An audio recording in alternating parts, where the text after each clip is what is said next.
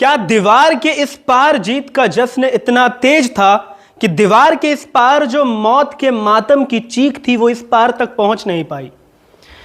क्योंकि बेंगलुरु में जब परेड की तैयारी हो रही थी तब 11 मौतें हुई और आप अनुमान लगा सकते हैं कि ऐसे परिस्थितियों में वो एग्जैक्ट नंबर जो है वो सामने नहीं आता। क्या पता ये 11 की जगह 111 हो, लेकिन अपनी नाकामयाबियों को छुपाने के लिए इस नंबर को सिर्फ 11 तक ही सीमित रखा गया है।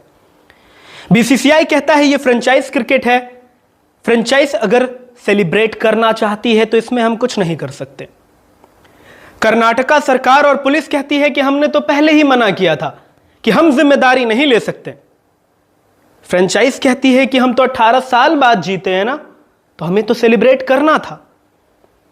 और खबर आती है कि दीवार के उस पार मौतें हो रही हैं, पैरों तले कुचले जा रहे हैं लोग, लेकिन दूसरे छोर पर जश्न रुकता नहीं है, सेलिब्रेशन चलता रहता है। गलती किसकी है?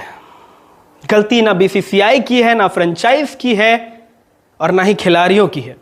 गलती आपकी है।